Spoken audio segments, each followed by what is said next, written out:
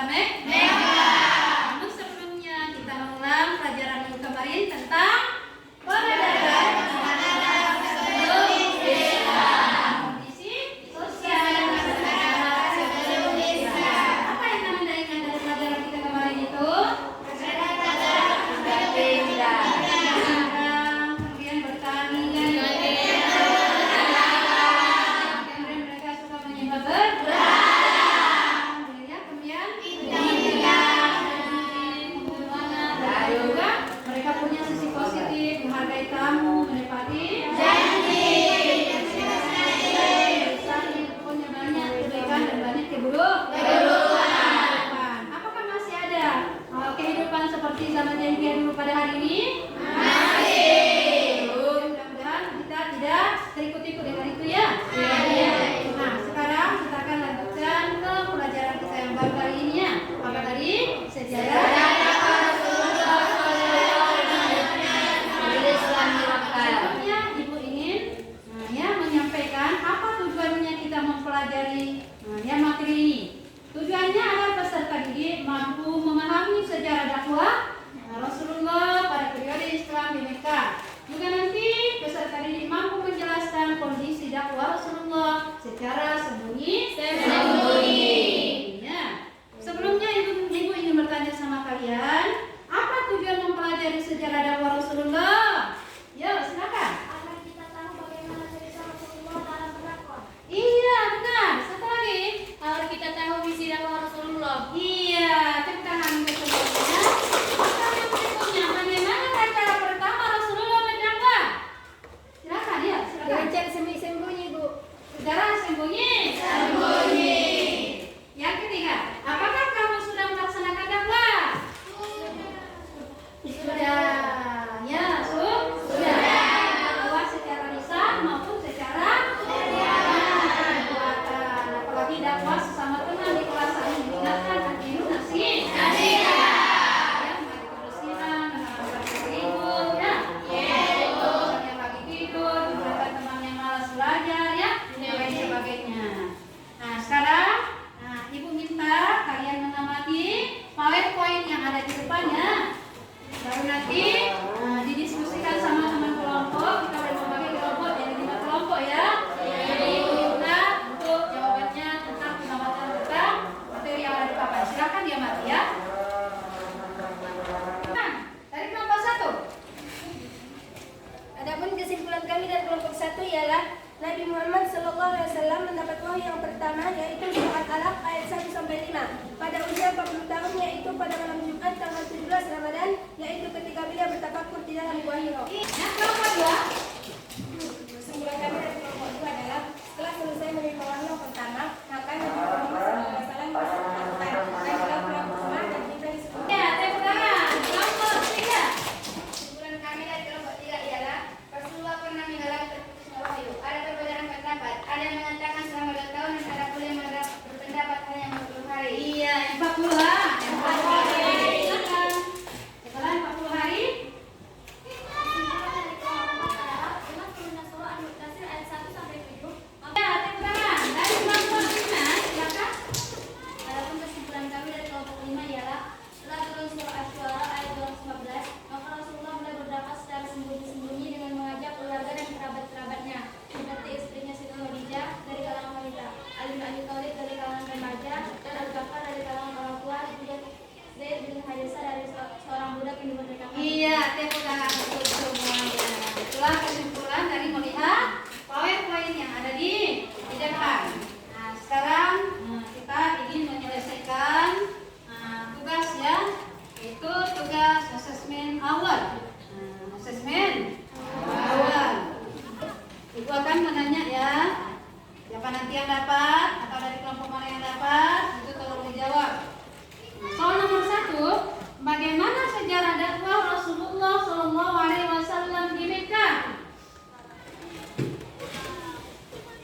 Silakan. Rasulullah mulai berdakwah sudah resmi diangkat jadi Rasul, ditandai dengan turunnya surah Al-Mudaththir ayat 1 sampai 7. Hadis 14.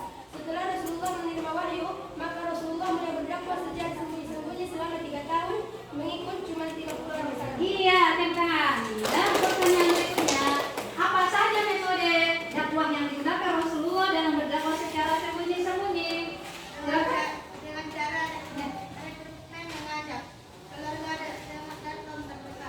Iya, cara yang lain? Ada cara yang lain? Silakan. Dengan memberdayakan kaum wanita yaitu Khadijah dan Asma.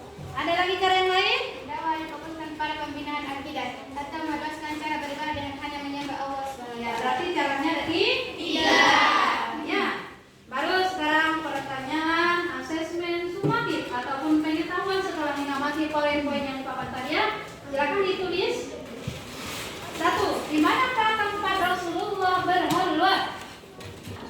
Pada usia berapakah Rasulullah menerima wahyu yang pertama? Ya. Kapan turunnya wahyu yang pertama? Berapa lama Rasulullah melakukan dakwah secara sembunyi-sembunyi?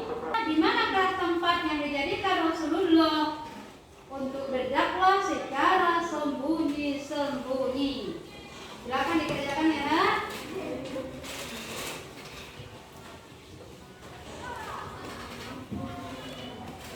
Dah, udah selesai?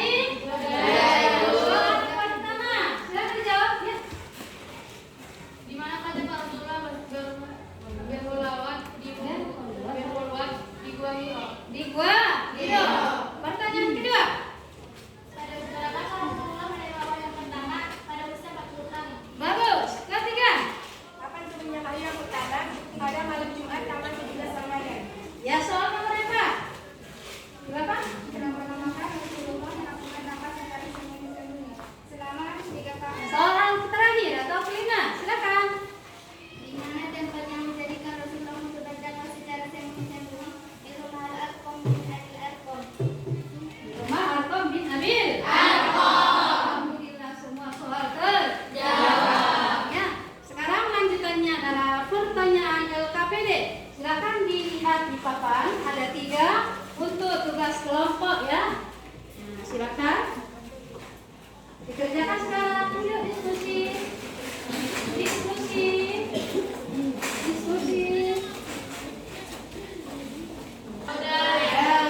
Ya, dari kelompok berapa yang belum menjawab? Silakan. Kelompok berapa? Kelompok 1 silakan. 1. Jelaskan bagaimana proses Nabi Muhammad menerima wahyu yang pertama di Gua Hira. Ketika Nabi Muhammad SAW sedang melakukan ibadah dengan khalwat di Gua Hira, beliau didatangi malaikat Jibril untuk menyampaikan wahyu yang pertama yaitu surah Al-Alaq. Jibril berkata, bacalah wahai Muhammad. Maka Nabi berkata, apa yang harus saya baca? Lalu Jibril membaca surah Al-Alaq ayat 1 sampai 5. Setelah Nabi hafal ayat tersebut, maka Jibril pulang dan Muhammad juga pulang ke rumah dan Iya, tepuk tangan. Ya. Pertanyaan kedua. Silakan kelompok 4. jelaskan apa yang dikatakan Waraqah bin Nawfal kepada Nabi Muhammad. Sesungguhnya yang datang itu adalah malaikat Jibril yang berada kepada Nabi Musa. Sahabat Ya, tepuk tangan. Soal yang ketiga. Silakan. Ya, kelompok 5. Silakan. surah apakah yang pertama kali turun tulisan serta artinya. Bismillahirrahmanirrahim. Iqra bismi rabbikal ladzi khalaq. Bacalah dengan nama Tuhanmu yang Maha Mulia. Khalaqal insana min 'alaq. Yang menciptakan manusia dari segumpal darah. Iqra. Alhamdulillah semua soalnya tuntas hari ini ya. Nah, sekarang Ibu minta di antara kalian untuk maju ke depan memberikan kesimpulan dari materi kita hari ini. Silakan, Nak. Yo, tepuk tangan, kasih semangat. Assalamualaikum warahmatullahi wabarakatuh. Waalaikumsalam warahmatullahi wabarakatuh. Kesimpulan yang saya dapat dari tentang sejarah dakwah Rasulullah Shallallahu Alaihi Wasallam periode Islam di Makkah.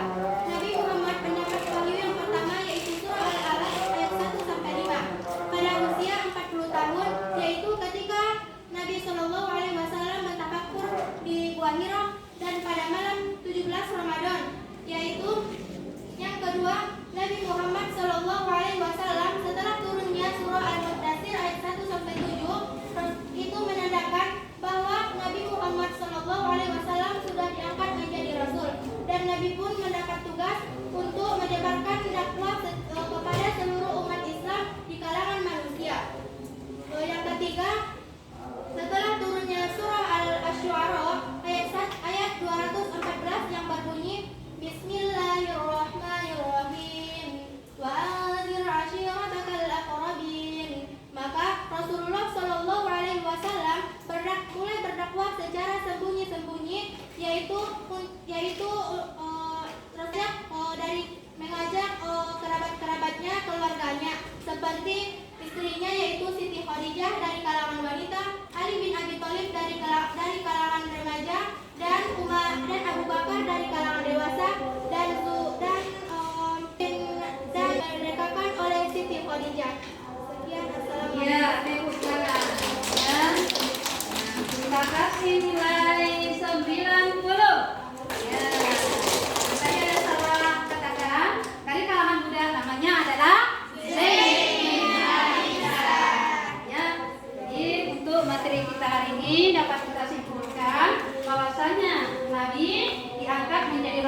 pada usia 40 tahun. Menjadi rasul, maka dia disuruh untuk berdakwah. Bahkan dengan turunnya surah Asy-Syu'ara ayat 214. Rasulullah mulai berdakwah secara sembunyi-sembunyi, mengajak keluarga dan kaum kerabat terdekat.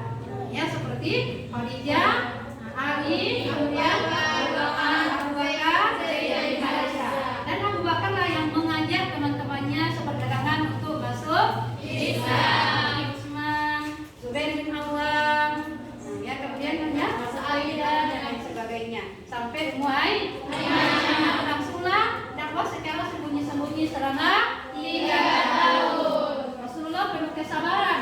Yang namanya berdakwah harus punya kesabaran. Rasulullah menjadikan rumah Arqam bin Abi Thalib sebagai pusat dakwah karena rumahnya dekat dengan Bukit Sofa, tempat keramaian, sehingga tidak mencurigakan bagi kaum kafir, ya, sehingga mereka tidak curiga bahwasanya Rasulullah telah melangsungkan dakwah. Jadi pada saat itu selama 3 tahun Rasulullah hanya mendapat pengikut 30 orang, tapi Rasulullah itu